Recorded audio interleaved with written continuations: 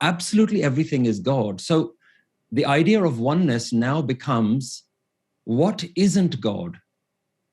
I'd like to kind of bring in a teaching from the Buddha. He said that every kind of sadness arises out of either expectation or ego. And that's pretty much kind of in line with what you're saying. Even expectation comes from a place of ego. I want that thing. But the key word is I. I want that thing because it'll give me happiness. And it's kind of a very deep spiritual lesson you've touched upon, which you may not even learn in the beginning of your own spiritual journey. It takes you some time to understand that. I also feel that this concept of God, I think it's Ik Onkar, the concept you're basically talking about. And I'd love to hear what Ik Onkar means to you specifically, and when you had that switch when it came to the meaning of Ik Onkar. For me, I feel God is a very personal thing. It's different for everyone. It's subjective for everyone. Someone might visualize something. Someone might think of God in a certain way. What I've come to realize after 6 years of meditation and really opening up spiritually is that I feel there's some sort of an energy or a light inside you. And it's inside everybody. Even the most evil people, even the worst human beings have that energy or light inside them. And the spiritual journey just brings you closer to that light. Think of a road that goes and hits that light. The more spiritual you get, the cleaner that road gets. And that's why the habits of meditation, that's why the habits of treating people better. It cleans up and smoothens out that road to finding that light inside you. Do you look at it in a similar way? Or, I mean, I'd love to know your subjective opinion on this. Absolutely. For me, how it begun was exactly how you're describing it, was that God was no longer out there. God was something that was within me. But the more I've studied, the more I've meditated on it, I've begun to realize that God is not just something that's within me. In fact, it's absolutely everything.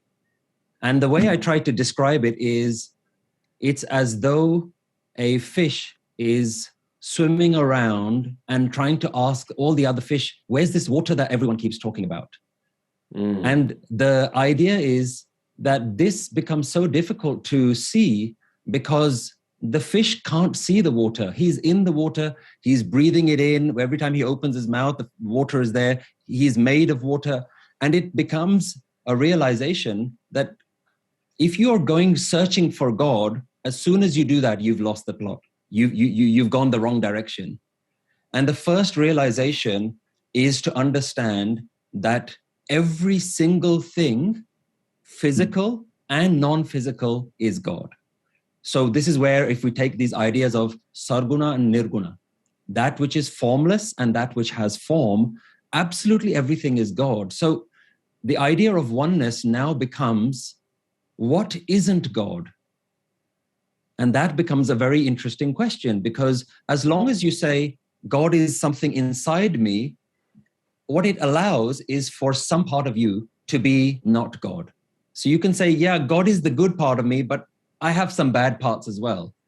And what you do is you retain your ego. And Guru Nanak's philosophy is all about complete self-destruction, to the point at which there is zero part of you that you can call you. This is not my hand. This is not my body. This is not my mind. These are not my thoughts. This is not my past. This is not my family. This is not my future. And that, for most people, is almost a step too far. But the gurus and all the spiritual masters of all traditions have basically said, if you want to know God, you have to completely dissolve in it. It's like you can't keep reading about the ocean and doing lectures on the ocean and doing exam papers on the ocean, but you've never been there. You've never swam in the ocean. You've never tasted it. You've never felt it. The best way to know the ocean is to go and swim. And you have to dissolve in the ocean, and then you begin to really understand what it is. And so this is the best way to understand what God is God isn't a one thing. In fact, everything is God. And this is where oneness really starts to make sense, that it is absolutely everything and everywhere. So right now it's God talking to God. It's not me talking to you.